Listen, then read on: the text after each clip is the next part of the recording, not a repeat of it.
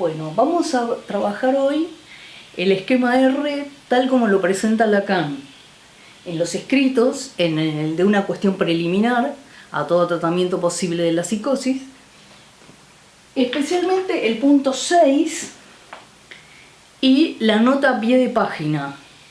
Bueno, en la versión que dispongo, que creo que es una de las últimas, está en la página 529. Entonces, para poder, hay dos cuestiones que tienen que ver con este esquema, que son dos que es necesario plantear primero para abordar el texto. Una de las cuestiones es que llamamos homología, o bien elementos homólogos. Bien, acá vamos a ver si funciona. Yo voy a mostrar cómo sería la homología en geometría proyectiva. En geometría proyectiva lo que voy a hacer es, voy a considerar este triangulito, que lo convertí en un agujerito, y vamos a ver que si yo lo ilumino, vamos a iluminarlo, acá. Bueno, espero que se vea que al estar iluminado, según el ángulo que le dé yo a la luz, a la linterna, ven que sobre la base aparece otro triángulo que, digamos, no tiene la misma medida, no interesa, y eso va a ser, digamos, voy a decir que hice una homología. Entonces, el punto superior va a ser el homólogo del que aquí funciona como el inferior. Bueno, ahora voy a dibujar y voy a mostrarlo, voy a abordarlo de otra manera. Esto en cuanto a la geometría proyectiva. Ahora lo que voy a hacer es lo voy a abordar desde el concepto de semejanza de triángulos. Tengo dos triángulos que tienen dos ángulos respectivamente iguales. ¿Qué quiere decir? El ángulo que está en S, le puse las letras correspondientes al esquema R que está aquí, que este es el que figura de una cuestión preliminar. Este es el mismo, pero después, o sea que las letras que acá no se vean bien son estas. Sí, lo que pasa es que aquí a propósito le puse la goma eva por algo que voy a mostrar en un momento. Entonces, acá tengo triángulos S, I y M minúscula, y acá tengo triángulos A, I mayúscula y M mayúscula, ¿no? Que son el A, el I y el M. Los separé porque en principio en este momento son como dos triángulos.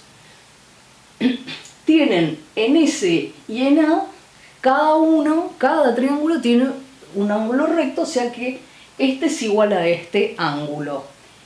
Y el ángulo formado en I mayúscula es igual al ángulo formado en I minúscula. Bueno, la justificación de por qué es la siguiente. Si tengo dos paralelas cortadas por dos transversales, lo que va a pasar es que el ángulo que llamé alfa aquí, que está entre estas dos líneas, la recta A y la recta C, es correspondiente con el ángulo formado por la paralela AC y la misma transversal A. Y los ángulos correspondientes en geometría clásica son iguales. Del mismo modo, si yo ahora considero las paralelas A y B independientemente de C, pasa que beta es correspondiente con gamma y por lo tanto son iguales. Se deduce que si alfa y beta los dos son iguales a un tercero que es gamma, son iguales entre sí. ¿Y eso cómo se puede decir de otra manera que se entienda mejor? Se puede decir así, que cuando tengo un ángulo entre dos líneas, ese siempre va a ser igual al ángulo formado por una paralela a cada una de las líneas. Es decir, el ángulo I mayúsculo está formado por esta línea que es paralela a esta. Y está formado por esta línea que es paralela a esta. Luego, el ángulo formado por estas dos va a coincidir con el ángulo formado por esas dos. Muy bien, una vez que vimos esto, ¿qué ocurre? Estos dos triángulos tienen dos ángulos respectivamente iguales. O sea, no es que este es igual a este o este es igual a este, sino que uno de acá es igual a otro de acá. Y este es igual a este. Bien, en esas condiciones hay un criterio de semejanza que dice que es suficiente saber que dos triángulos tienen respectivamente dos ángulos iguales para que los triángulos sean semejantes, no iguales. Bien, y en ese caso se dice que el tercer ángulo coincide, o sea, no hace falta demostrar que este en M va a ser igual al M minúscula como ángulo, y los lados van a ser proporcionales, no quiere decir que sean iguales. Pero, bueno, acá viene lo de homología. Se va a decir que se van a llamar elementos homólogos a lo siguiente. El vértice que corresponde a los ángulos iguales, o sea, el vértice S, va a ser homólogo a la. Digamos, el I minúscula va a ser homólogo al I mayúscula y el tercero, ¿no? El M minúscula homólogo con el M mayúscula. Y lo mismo para los lados, se van a llamar lados homólogos y van a tener la misma razón, o sea, eso ahora no lo voy a abordar, pero digamos, el que se opone al ángulo recto aquí, que lo voy a marcar con un trazo 1, va a ser homólogo a este otro. El que se oponga ahí va a ser homólogo, el que se oponga a I minúscula va a ser homólogo al que se oponga a I mayúscula acá. Y por lo tanto, este que es el tercero va a ser homólogo a esto. Y bueno, lo que va a ocurrir es que la razón de este 1 con este 1 va a ser la misma, la división, ¿no? Por ejemplo, si este es el doble que este, también este va a ser el doble que el 2. Y el marcado como 3 va a ser el doble. En este momento no me interesan las medidas, porque si nos corremos de la parte métrica, pero quise mostrar a qué se llama homólogos. Bueno, entonces, este es un punto que tenemos que quería ubicar para la lectura. Dice así: el tercer término phi del ternario imaginario, este es el ternario, o sea, el ternario es, digamos, el triángulo imaginario, aquel que en el sujeto se identifica opuestamente con su ser de vivo, no es otra cosa que la imagen fálica, cuyo develamiento en esa función no es el menor escándalo del descubrimiento freudiano. Inscribamos aquí, desde ahora, a título de visualización conceptual, de este doble ternario, el imaginario y el simbólico,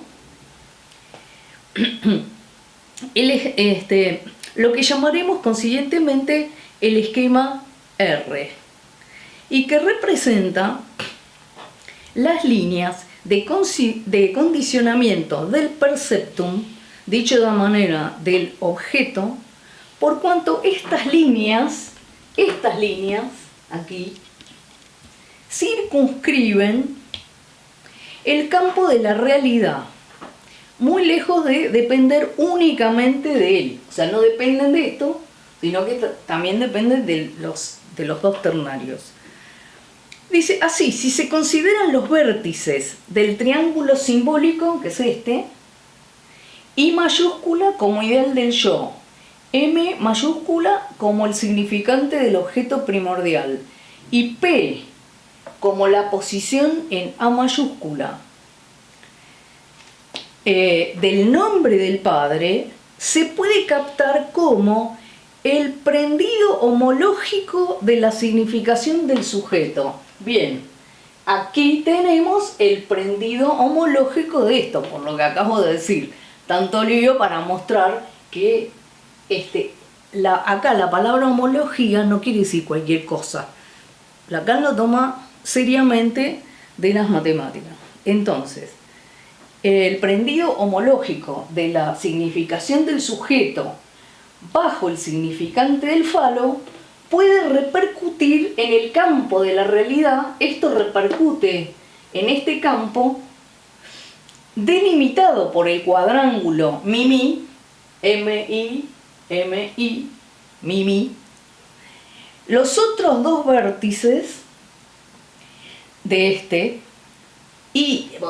estos dos vértices son los que corresponden al triángulo simbólico. Los otros dos, I minúscula y M minúscula, representan los dos términos imaginarios de la relación narcisista, o sea, el yo y la imagen especular.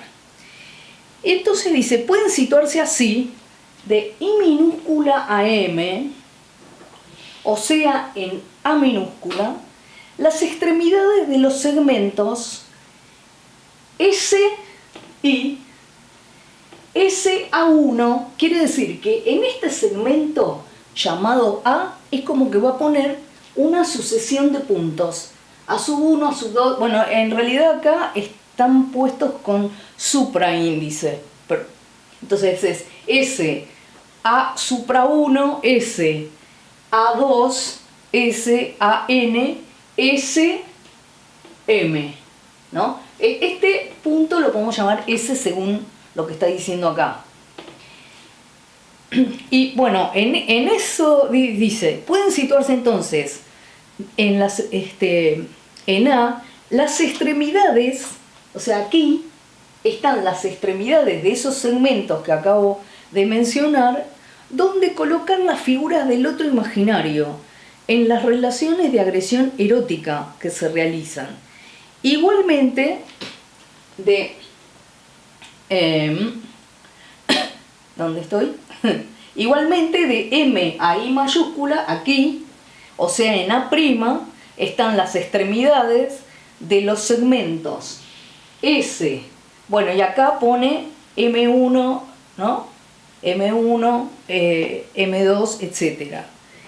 En las que el yo se identifica desde su Urbild especular hasta la identificación paternal. Sí, acá me equivoqué una cosa al decirlo. Es SM y después, como estos son A', entonces es S A'1, A'2, A' hasta llegar a S I mayúscula. Lo leí mal. En las que el yo se identifica desde su Urbild especular hasta la identificación paternal del ideal del yo. Y ahí viene una nota a pie de página, para lo cual ahora voy a proceder a mostrar algo. Entonces por un lado voy a borrar esto y en un libro de topología que se llama, del autor se llama Kozniowski, encontramos lo siguiente. Aquí tenemos, esta es la manera, una de las maneras en que se define el cross-cap, o más bien el plano proyectivo. Este es el plano proyectivo. Esto indica en este rectángulo donde se van a lo que llamamos el pegado de este lado con este en forma inversa, o sea, en forma moebiana, vamos a decir, que acá habría ¿Qué quiere decir? Que este vértice se tiene que juntar con este y este con este. Análogamente, los otros dos pares de lado también tienen eso. Ocurre lo siguiente. Esto tiene una escritura que en ese libro que les digo, que se llama Kosniowski,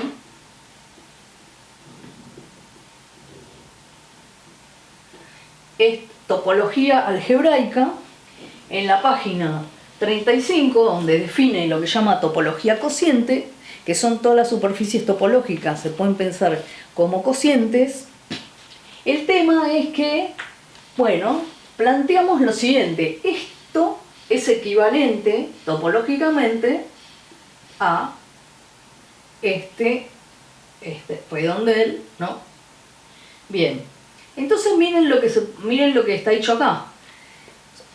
Una cosa es la escritura, pero ahora lo que vamos a ver es lo siguiente. Propone que en estos dos puntos hacer un borde aquí y recortar, ¿no es cierto? Y retirar estos dos. Con lo cual lo que va a quedar es lo siguiente. Si eso queda retirado, queda así, y esto topológicamente es equivalente a esto así. Estos dos no quedan más como para pegar. Bien, ¿y qué ocurre? Que si juntamos estos dos, queda, ¿no? Queda por un lado, junto esta, la pongo de este lado, esta porción la pongo acá y la pego así, este es un disco, ¿no es cierto? Entonces, aquí se ve bien que topológicamente el plano proyectivo es equivalente a una banda de Möbius que tiene cosida un disco donde Lacan va a plantear que esto va a dar cuenta del sujeto, va a proponer que la banda de Möbius corresponde al sujeto y el disco bilátero, esta superficie es unilateral y el disco es bilátero y ambos forman el plano proyectivo. Bien, entonces ahora vamos a ver qué dice Lacan en la nota al pie de este. Entonces dice: ubicar en este esquema R el objeto A es interesante para establecer lo que aporta en el campo de la realidad, campo que lo tacha. Muy bien. ¿Qué quiere decir? Entonces, vamos ahora a este. Este es el campo de la realidad. Ahora vamos a ver que va a proponer que este es el objeto, que son las dos caras de este objeto. Y esto, el campo de la realidad, lo tacha. Lo divide ahí. Dice, por mucha insistencia que hayamos puesto más tarde en desarrollarlo, eso exige todavía mucha atención. Tal vez haya interés en reconocer que enigmáticamente entonces, pero perfectamente legible para quien conoce la continuación, como es el caso si pretende apoyarse en ello, lo que el esquema R pone en evidencia, o sea, despliega, es un plano proyectivo. O sea, que está diciendo que este es el plano proyectivo. Especialmente, dice, los puntos para los que no por azar, ni por casualidad, ni por juego, hemos elegido las letras con que ellos, los puntos, por ahí creo que eso lo agregué yo, se corresponden. Y es lo que dije de MI, MI, las dos M y las dos I.